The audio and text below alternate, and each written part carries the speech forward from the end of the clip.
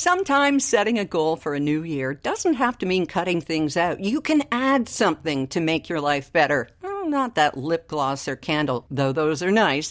I'm talking Sierra Sil. Sierra Sil is a sponsor of Gracefully and Frankly because we use it. We believe in these all-natural capsules because we feel it in our joints. Try it today and don't forget the money-back guarantee. Visit sierrasil.com, Sierra like the mountains, SIL.com. Read all about it and get 10% off your purchase with the code GF. Here we are, another year, episode 107 of Gracefully and Frankly, 107 and going strong. I'm Erin Davis. I'm Lisa Brandt, and we'll talk about resolutions or how we approach the new year. Things sure have changed over the year. Boy, I remember when it was always lose 25 pounds, and then the next year lose 25 pounds, or 30, or 30. That's right.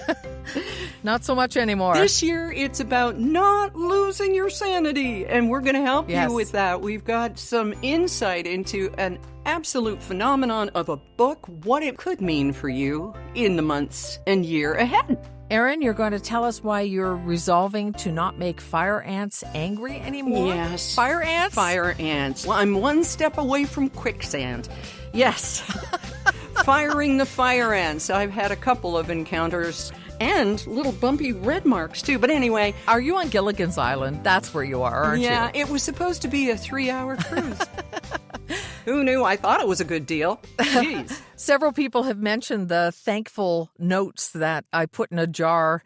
We'll tell you about that. This is something we do every New Year's, too. Oh, that's nice. So that's what you were doing the other night. Me, I had CBD dog chews for Dottie because, oh my gosh, the Christmas Eve here, there were fireworks. We're in a kind of it's a noisy area in Cathedral City, right near a main drag, and it turns out everybody loves their fireworks, and I'm not sure how many of those were gunshots the other night, but I think Dottie and I both needed the CBD, but Livy didn't care. Oh, both dogs are in heat now, Lisa, so that's fun.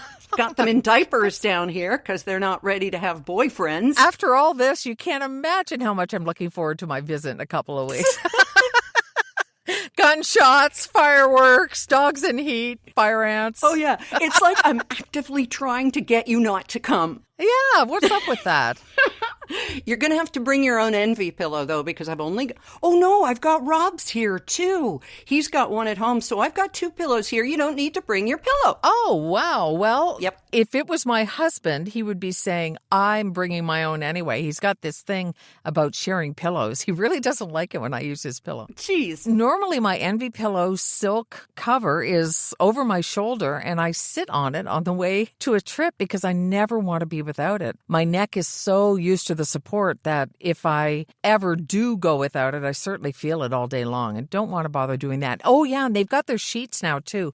Their sheets are available, queen and king. And something that Kim told me, Kim from Envy Pillow, is that you can get your sheet sets 2 ways. One is with the top sheet and one without. Because apparently it's a thing in Europe to not have a top sheet. I've been to Europe. I did not know that. I would like mine to come rolled up in a really tight ball like it does in the dryer. Will they send one of those? No, you have to make that yourself. Oh, okay. And, of course, copper infused. And it's just so good for you. So make 2025 the year you get your sheets together. Go to envypillow.com, ENVYpillow.com. Use the code GF for 10% off.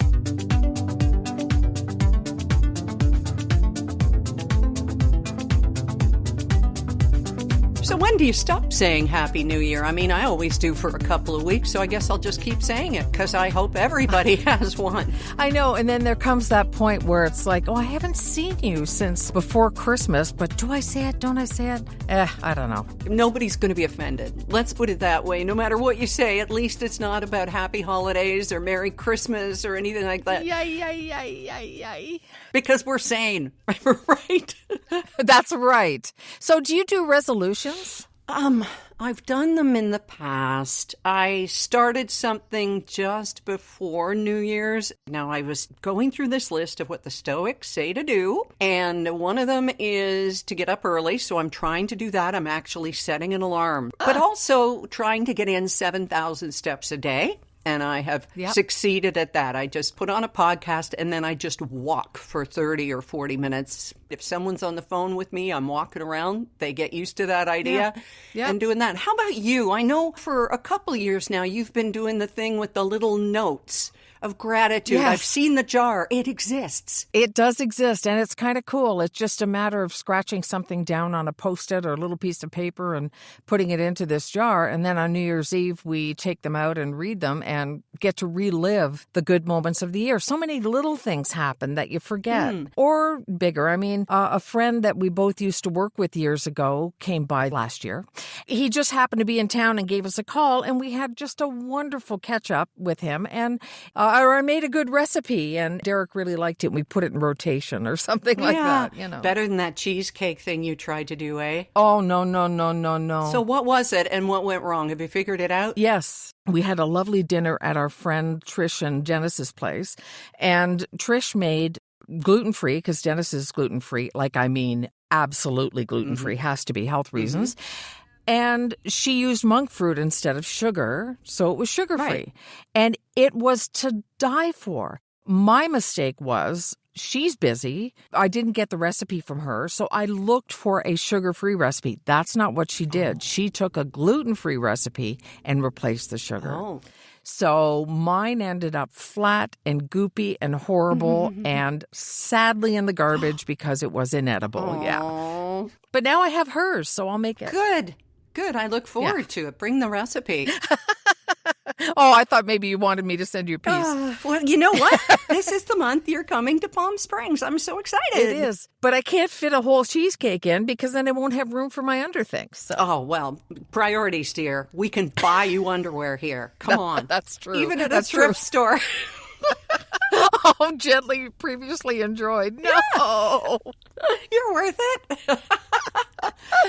But I am coming and I'm really looking forward to it. Oh, me too. Did you keep a little 5-year diary when you were a kid? Oh, yeah. Yeah, me too. From 1975 until 2005. So religiously for 30 years, I kept a diary every night until my evening drinking made it illegible. So I stopped. But I think what I'm going to do, I'm going to try and write something I'm grateful for at the end of every day. And that's kind of what you're doing. With the jar thing. Yeah, exactly. And reminding myself that even when things are crap, there's always something good. That's a great idea, Erin. I found one of my diaries from high school. I wasn't very evolved at the time because the entire diary is all about this guy named John.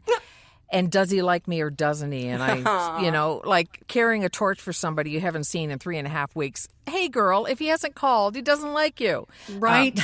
Things we know now. Right. So I think our diaries would have a little more depth and feeling at this point in our lives. Okay. Yeah. And fewer heart emojis and all that. Yeah. But when I started doing more than just kissing with my boyfriend, I knew my mother had read my older sister Cindy's diary, so I started writing in code. If you took me to the gallows, I would not be able to tell you what any of those entries were. Some good code, Davis. So it isn't like, oh, then the train went into the tunnel and nothing like that. No. It's like the Rosetta Stone for teenagers. It's just, it's terrible. But anyway, okay. My other resolution this year, and we're going to get to the Mel Robbins book in just a moment after we stop catching up because we love and miss each other. My other resolution is to stop thinking I can win against fire ants. Okay. Now, fire ants are something I've only heard about in Tarzan movies. Yeah, well, we used to have news stories once in a while at 680 News where it was like, fire ants invaded a nursing home where nobody was looking at people or whatever. And they're horrible. So tell me about these fire ants. We're in a desert, and the swimming pool is concrete, and it has little cracks along the edges. And I'll be floating along, and I see a bunch of ants. Well, the first time I thought, I can get these ants. And no, The little red ones were all up my arms, in my bathing suit, on my neck, on my legs, and they don't bite. They sting at the time, and then the next day they grow bigger and they get white things on top of them and they itch and they cause scars. So I went after them with some Clorox toilet cleaner, got rid of that crack in the pool. The other day, I'm very safely, I thought, floating in the end part, which is a jacuzzi. And I'm just sitting there, and all of a sudden I go, oh, that. And I turn around. Sure, there are more fire ants. No. So I got more stings, but then went to a pet store and bought pet-friendly ant killer. So I'm going to be watching for them again. So yeah, fire ants, a real thing. Yikes. Well, I wasn't even going to tell you about them because I know how you feel about leggy creatures in the pool that aren't me. So I just want you to know I have a solution. I'm not worried about it at all. I don't plan to slather myself in honey. So hopefully I won't be that attractive to them. But I will like frequent updates, if you don't mind. Absolutely. I've got the place all ready for you, I promise. And free. But suddenly there's an influx of uncles. No, I'm sorry.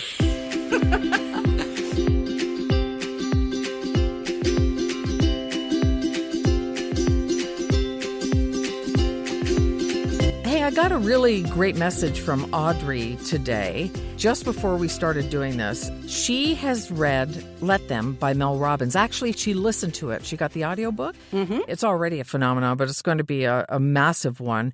Her big takeaways from Let Them by Mel Robbins: I get to be in control of what I think, say, and do. I choose where my time and energy go and what I say yes or no to. I get to choose how I respond to people in their situations and stop worrying about what I cannot control. And if I can control it, do I want to?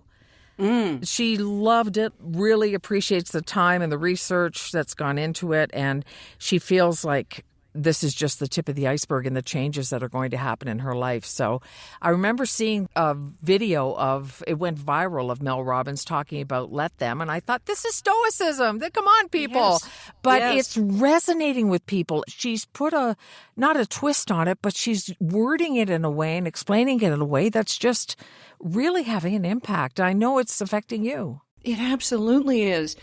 I journaled about this a few weeks ago and said we were going to talk about it on Gracefully and Frankly, and this seems to be, with our first show of 2025, the perfect place to do it. Mel sat down with Oprah. Oprah has a podcast because, of course, she does. I mean, everybody does. Ours is in its third year. And Mel is a podcaster herself, a broadcaster, and a self-help coach, but one who really brings the goods. And it just hit me in all the right ways, because my lesson of 2024 was, you control nothing, you idiot. So my heart was stomped on, and I just suffered so much because I was trying to affect the outcome of other people's lives so they would stay with us, stay near us, and they had to have their own lives. And what it came down to was, let them. You can't control any of this. And she ties it in very gently, but not with a cudgel, the results of the 2024 election. Things did not turn out as a lot of people had hoped and planned. So what are you going to do about it? You can get involved on your school level. You can get involved locally. You can get involved in different areas. But in terms of what's happening in the big picture, let them. Yeah, exactly. It's a brilliant way of putting it, because I've analyzed it, Erin. Because Good. This is your jam. Totally my jam. And I think what she has done is still put your life under your control, because you're making the decision to let them. You're not saying, oh, this is going to happen to me and there's nothing I can do about it, and so I'll just put up a little umbrella and hope I don't get squished. Yeah. You're taking the action of sometimes inaction, but it's all your decision. And I think it's absolutely brilliant. And yay, fantastic. Yeah, that's where we're going for 2025. And it sounds a bit almost like giving up if you skew it that way. Oh, let them. It's going to happen. There's nothing I can do. How do you answer people who feel that that's what it sounds like? Just with logic. I always just say there's nothing you can do about it. I can do everything I want to do about the election or about everything else, and it will change nothing. Except I did read a really good quote. I'm sorry I don't have the specifics, but it was a pastor who was every night in front of the White House during the Vietnam War. He walked back and forth with a candle, and a journalist asked him, "Why are you protesting the war every night when it's not going to change a thing?" And he said, "I do it so it doesn't change me." So he remains kind and everything that he is because he knows this war is wrong. So in that way, that actually brought me some understanding of why people continue to rail and, make their feelings known so loudly, because they don't want circumstances of the world to change them. Wow. I get that. Isn't that powerful? That is powerful. Be the light that you want to see in the world. Right. Wow. For me, it's not concentrating on that kind of stuff. For other people, it may very well be. But this whole attitude of let them is so freeing. And I'm just seeing so many people. I can't tell you how many people have mentioned it to me without me bringing it up, that it's just resonating with them. All women at this point, but that doesn't mean it won't spread further to men as well. Wow. Some of the things I got out of the interview, and I haven't read the book yet because I've been trying to decide, okay, do I want a paper copy that I can mark up and go back to? Do I want the audiobook so I can put in my AirPods and just listen in silence? But here are the things that resonated so strongly with me, and go to YouTube and look for Oprah Winfrey with Mel Robbins if you want to hear more about this. Do what you can, and beyond that, let them. Okay, that's the basic tenet. How about this one? No one can get in your way but you. And of course, we know this on such a logical level, like, oh no, I can't write another book. A publisher said that everybody's already read my memoir and won't read anything more from me. And then I go, but Jan Arden. And you run into these similar things, I'm sure, although you're so much better at quieting the inner critic. Well, you know what? I hear a ticking clock really loudly, Erin. I always have. And I just figure if I don't do it now, I won't get it done and I'll regret it. So that's what motivates me. Maybe healthy, maybe unhealthy. I probably think about death more often than I should, but it's what lights a fire under my butt. But the Stoics say that too. Memento mori. Exactly. Always remember death. And that's not the umbrella over you waiting for that giant boulder on Wile E. Coyote. It's just saying, hey, you have limited time here. Enjoy yourself. It's later than you think. It's funny, but it's true. It is. So get at it. Do it. We have all seen people who are absolutely floored and surprised when something bad happens to them and act like they're the only one that this bad. So when is my luck going to change? When is all this going to happen? Yeah. And those people motivate me too, because bad crap happens to everybody. Yes. And it doesn't happen because of somebody's got a voodoo doll with a pin in it. Yeah. And Memento Mori, I actually have a little coin in my purse that says Memento Mori. Yeah. Okay. It's just so that you do remember that things aren't infinite. And if you want to get stuff done, get it done. Oh. So profound. And I don't care, Erin, though. I don't care if somebody says to me, like, that I just had a fiction book take the rounds and every publisher turned it down and it's done nothing but fuel me. Did I have a few moments where it was kind of like, oh, of course I did. Yeah. I have blood running through my veins. I'm a human being. Right. But get on with it. I've been listening to a podcast on my walks called We Regret to Inform You. And it's all about rejection. And the one I listened to most recently, I was thinking of you. It was Stephen King, who had a bulletin board where he would pin up all his rejections. And soon it became a giant nail in the board because he was getting so many rejections. How many times Carrie was turned down before it hit? And Yeah. you hear about this Melissa McCarthy, the adorable Melissa McCarthy, who swore that if by age 30 she didn't get her first big role, she was going back to basically farmland. And a week before her 30th birthday, she landed the role of Suki on Gilmore Girls. Thank you for getting me hooked on Gilmore Girls, by the way. You're welcome. Thank you. I'm binging like 5 episodes a night and just loving it. It's so much fun. I thought it was going to be like Gossip Girl. I thought it was going to be so light and stupid and high school and stuff, but it's not. It's a mom and a daughter and the mom's unfeeling rich mother and stuff. And anyway, sidebar.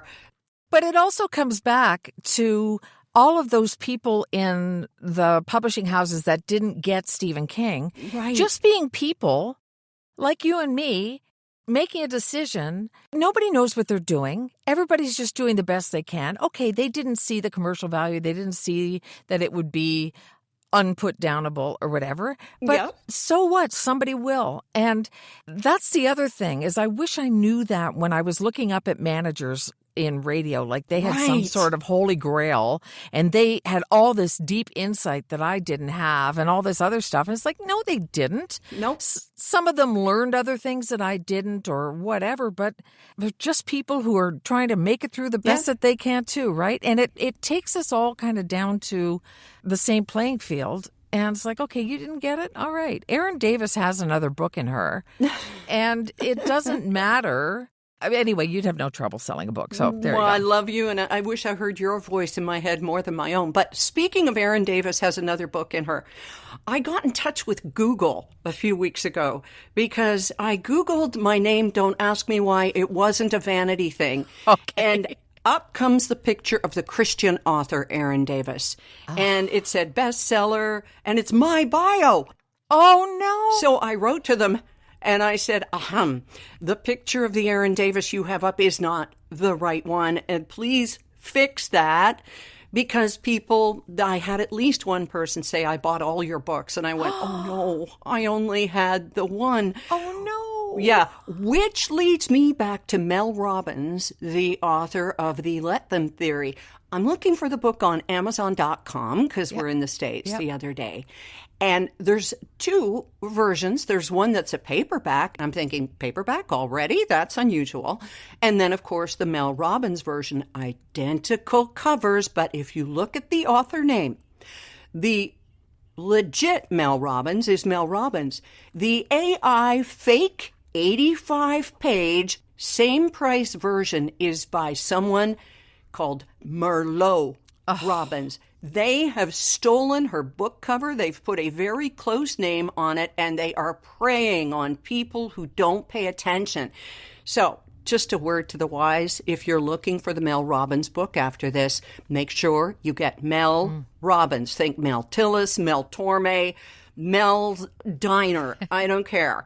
Just remember, shout out to Alice, Linda Lavin. Yeah, just remember that it's Mel Robbins.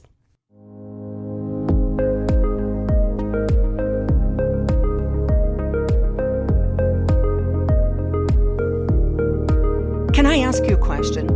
Always. Did your opinion of Oprah change after Dr. Oz and Dr. Phil turned out to be such MAGAs? Yes. Yes, it did. Only because, I was never an Oprahite. I always liked her, and I liked her mostly as a broadcaster. But it kind of did. But at the same time, I always check her list of favorite things. And I don't dislike her because of it. I just think she probably didn't do really deep research. And it's not even as much that they're MAGAs, Dr. Oz and Dr. Phil. Dr. Oz has the integrity of a salamander. Sorry, salamanders. He's slimy. He's a liar. He pushes bogus products.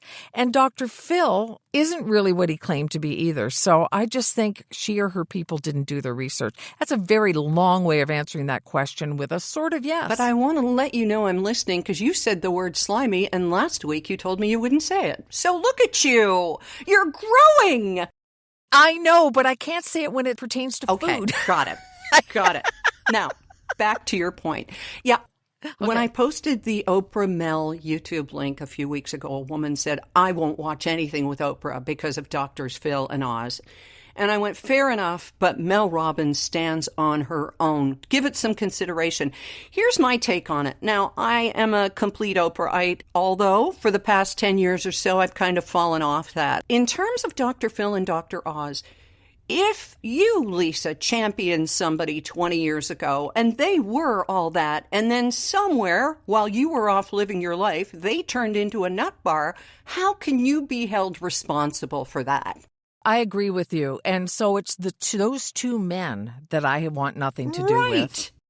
Oprah is still as much a part of my life as she ever was, which isn't really a lot, but I respect the heck out of her. Yeah, I think she deserves some grace here because she's always been doing the best she can. She hasn't always made the best choices. She'll be the first to admit that. And she has regrets, as she talked about in the most recent podcast with Daniel Pink, all about regrets.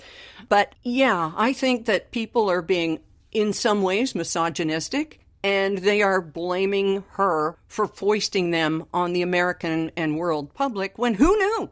Who knew? Maybe they were decent men. I mean, Oz was a heart surgeon. Dr. Phil had a great practice, not only in psychology, but in jury analysis and that sort of thing. And then they went where the money was. Well, that's just it. And is she supposed to be psychic, responsible for the rest of their natural lives? Right. I mean, for whatever they do. Little off topic, but I just read Crystal Hefner's book. It was a brief. Just for the articles. Yeah. Yeah. And about the Playboy Mansion and all that. So after she left Hugh for a while, she took up with Phil's son. And Phil did everything in his power to make that work because, quote, my baby boy wants to bag himself a playmate. And, it's that kind of stuff that makes you go, yeah, Dr. Phil, you're not in my orbit anymore. But never once did the thought of Oprah come up. So does that mean we can go back and blame Merv Griffin for all those cheesy game shows and everybody that was on them? I don't think so.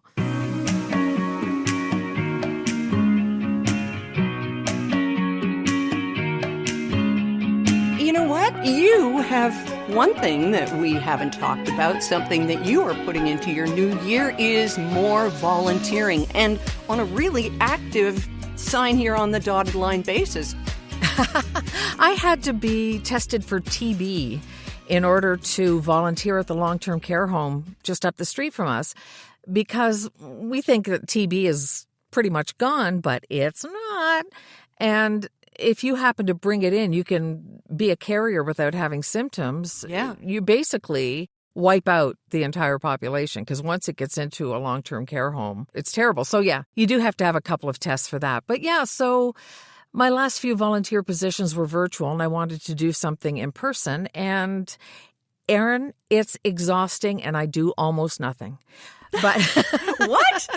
Well, everybody in long-term care is different. Some people are verbal, some aren't. Some can walk, some can't. Some are perfectly clear-minded. Others are there for cognitive issues. It's just staying in the moment and making sure that you meet people where they are. You don't make assumptions. You are very patient. One woman one day, every time I walked past her, which I had to do a few times, thought I was somebody different, but wanted to tell me the exact same story. Oh. And, that kind of thing. So emotionally, it's a little bit exhausting because it's not about you, of course. It's not about me. And I don't really tell stories unless I'm asked something. Mm-hmm. I'm mostly there to listen.